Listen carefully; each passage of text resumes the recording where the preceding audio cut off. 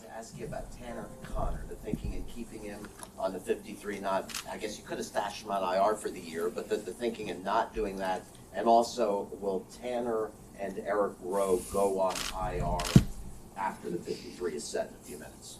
So it's a 2 or 3. It's like a 100-part question. Yeah, now. I struggle with those. So Tanner did a good job here. You know, we visited with him on a 30 visit in the spring and got him in here, and he improved every day. He worked hard. He's a smart kid. You know, he's really wants to improve his craft and really wants to, you know, play in the NFL. And so it's been fun watching him take to the coaching, and he's done a great job. And so for us, it's he'll be back here shortly, so this is not anything where it's IR with him. And it was just, we felt that talent-wise we would have lost him. We had multiple people, other teams just calling, asking about him. And we think he's got a good future here potentially.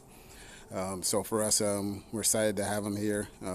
Eric Rowe is fine. He'll be just like anyone, normal bumps and bruises, battling through. But he was out there, did a good job today, you know, working through stuff. So at the end of the day, both those guys will be on the active roster and are not being put down. So how did you do that? I didn't even remember the second question. Yeah, I just kind of blacked out for a second. Yeah. And Chris is also a fan of players with 2 first names. Tanner Connor. Yeah. Works perfectly in line with that, yeah. Was Skyler a no-brainer ultimately? Was he that good in preseason where it didn't even require much thought, guys? Yeah. I mean, so he played very well. Again, another guy that comes in, he just works every day. He's won over his teammates through his work ethic, and, you know, he went out and balled. And another one, we got calls again, people asking what we were going to do, and they're all saying, you know, you guys would be stupid to let him go, and there was no thought about us doing it. We're not in the business of being stupid. So, Chris and Mike, seemed like there was some optimism that Byron would be able to avoid maybe PUP. I'm curious if something changed in putting him on that list. no, it really was just working through the process with him, just letting him, you know, take his time, go through the rehab work, and like everything, you have good days and bad days. But he worked hard, did great. It was just, we were just being patient, not putting any pressure on him to rush him back. And at the end of the day, we made the decision, talking with him today, to, you know, put him down, you know, for the 4 games, because he was still optimistic about hopefully being here in a couple weeks, but we didn't want to be fair. He can't rush him out there with this. We just want to make sure he's ready and right when he comes back. Yeah, like everything, we'll be searching the waiver wire here tonight and into tomorrow. But for us, you know, we feel good about the group we have. So for us right now, that's not a position right now we feel is critical for us right now.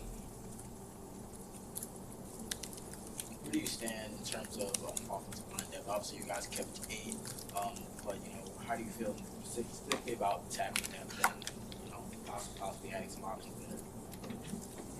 I mean, yeah, you need more players than 8, you know. So, but feel good about where Greg's at, and that we're excited about that. We're excited about the way that our tackles are performing. You guys haven't got the chance to see Armstead as often as we have. Feel very good about that and where he's at, and really like where Austin's at. So.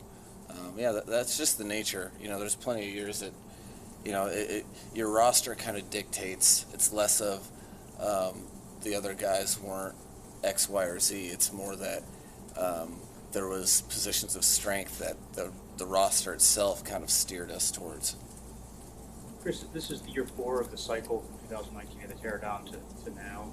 Well, where would you say this roster is? And obviously, the planning, this would be like when you guys are making a run. Do you feel like you have a championship caliber roster right now? We feel good about the roster. We were actually talking about that, and the guys that have been here, you know, myself, Marvin, Brandon, and the scouts, we were actually talking about how difficult the cuts were here for us, and a couple guys that we were battling on at the end here, you know, and just trying to make the right decisions for the team. So we feel there's some players that got released, it will be on NFL rosters, which is always a good thing. That wasn't the case here, for a while, but we've been building it up, and we feel good about the roster and excited for what it could be in the future.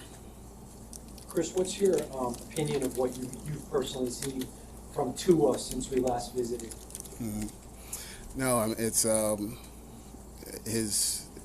it's being around Mike and watching him. The other day he was in visiting with Mike for just a couple hours on an off day, just coming in, spending time. He was downstairs in the training room for like an hour, just hanging out with the trainers, just talking, and it's just seeing his personality come in, and it's just how he is and with the team and stuff. And I think his teammates all see it and feel it. And you guys here talk to the guys, and he's taking steps, and with the offense, with Mike and the coaching staff, he's very excited. He likes the offense. He thinks it fits him and the players we added. So it's been good watching his growth and watching him enjoy himself playing football.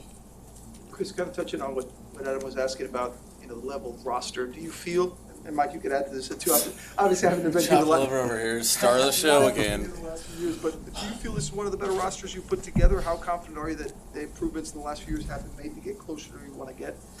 Yeah, I do. Obviously when you add players like Tyreek Hill to the roster, and Armstead and Cedric Wilson and the guys, Raheem Mostert stuff, Alec Ingold. It's some talented players that are good players that can that are good teammates too, and guys that know how to win, know what it takes, and just being around. So it's we feel like we got a good deep group. It's a good mix. We're still fairly young. Like when Ann did her presentation with the media, we were joking about that and asked about how many players have been in an open locker room. And 48 of them have never been in an open locker room before. And so we're still very young, but we feel good about it. And but we feel good about the roster. But again, we'll always, like we do, keep looking and improving and trying and get it to where we can compete for championships. What did a cater coach show you guys this camp and preseason to earn this spot? He's a competitor, man, and that's one thing that was obvious. It's also obvious to him, or to all of us, early. There's when the game's not too big for you.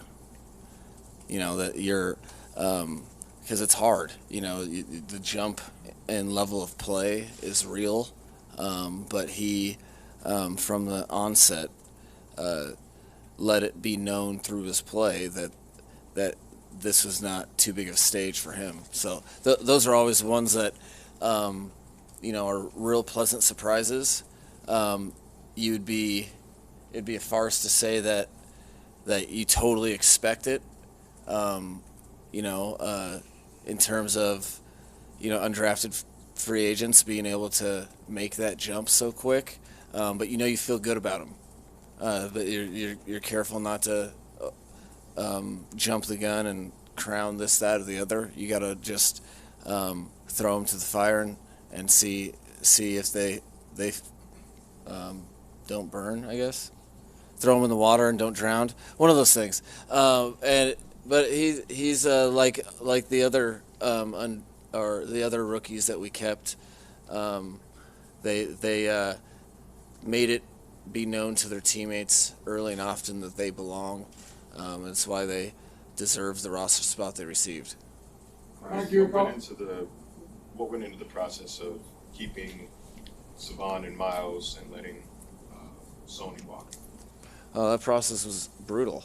It was a good thing for the Miami Dolphins, but that competition was real, and it was just continued ops.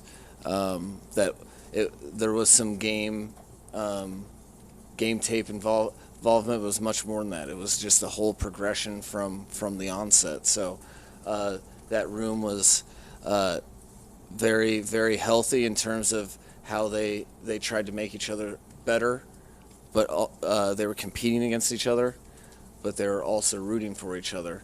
Sony did not make it easy, but to those guys' credit, one of the things that I was so impressed with was, you can remember like it was yesterday, whenever we were signing running backs in the off season, Miles and Essay in particular were how they handled that was not sulking. It was like clockwork. They were outside of on the field with weight vests on working.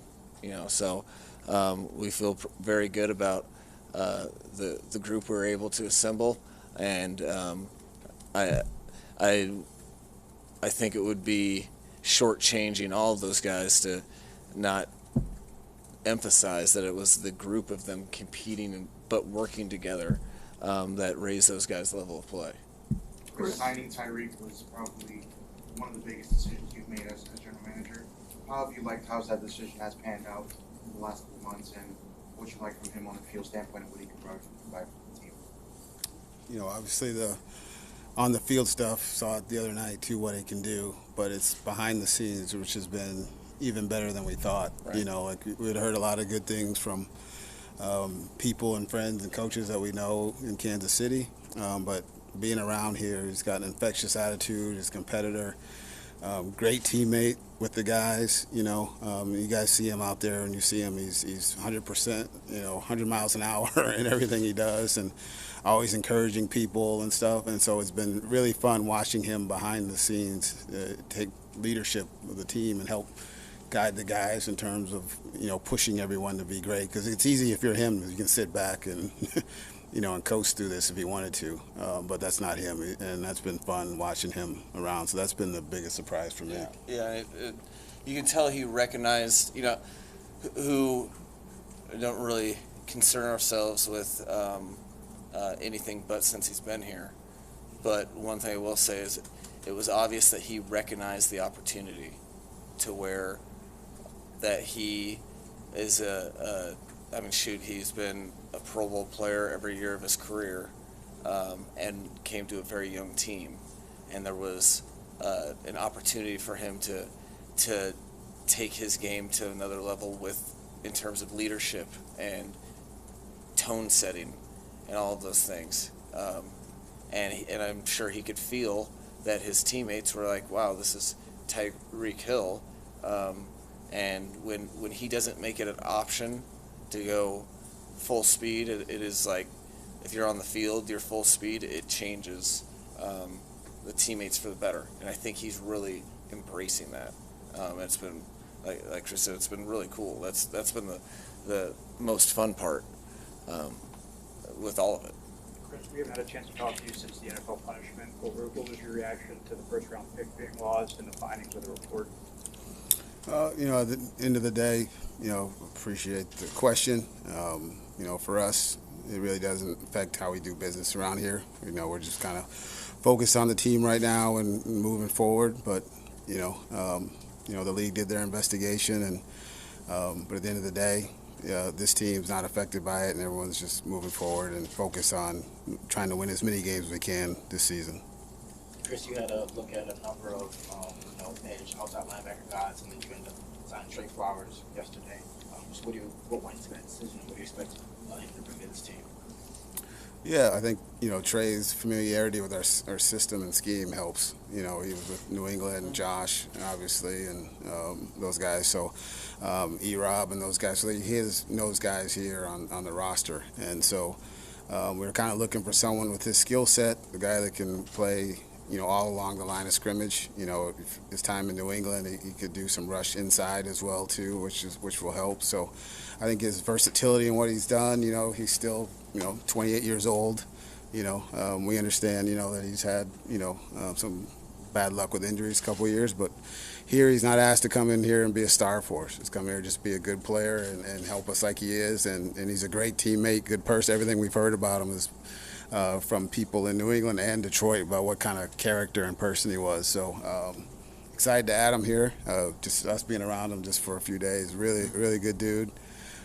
So excited for him and looking forward to see how he fits in the scheme here with our guys. Chris, I think one reason why Mike Gesicki's name has been bandied about by media and fans is because obviously he's adjusting to a slightly different position on a one-year contract with a franchise tag. So I was going to ask you, A, was there any trade offer you received that was tempting that you guys discussed? And B, is that still a fluid thing, or have you all decided, both of you decided, we are better with Mike Gesicki, he is on the team for all of 2022? Do you ever ask a question that's just like one? I know, it overwhelms me. I'm glad it's just not me. No, I appreciate it. I'm glad you asked it, Barry. Like, for us, we did not make any calls on Mike. We had calls from 2 teams that reached out to us about Mike. We never made any phone calls about him. We were always, Mike was going to be here, and I think everyone made a big deal about him being on the field.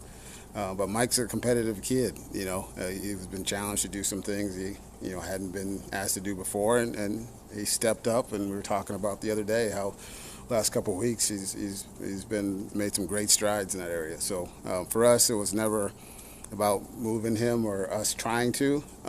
Teams called asking because he's a good player, and so for us, you guys have heard me say it for years. I'll always listen. It doesn't mean we're going to do anything, because I think that's negligent if we don't, because you never know what kind of deal someone's going to offer you on someone. Chris, do you? No, the coolest thing too is there was noise that he was alluding to, and one of the cooler parts of training camp for me in general, I made a point to the team the other day, was that, you know what Mike worried about and all that? About getting better at blocking and catching. And he's there each and every day he's doing 1 or 2 things better to his standard of the way he wants his football to look. And that's all you can ask for. That's a guy that teammates and coaches and everyone respect. Are the ones that can ignore the noise and just try to get better. I heard what you said about Skyler, and it's a no-brainer, and you're not in the business of being stupid. He's a putting him on the 53, you could get somebody who could perhaps contribute on special teams right now. So do you keep Skyler because he can help you now, or do you think you can develop him and he can help you in the future? No, I think that I haven't heard of a good football team that their problem was they had too many good quarterbacks. They touched the ball every play. So it's not about, well, what you can go a lot of draft classes and over a long period of time, and you'll be, if you're holding your breath for a player out of the 7th round to play like he did in a preseason, you're going to pass out. So, that's why. It's just because you don't just scoff and look the other way when you have a player playing well at that position.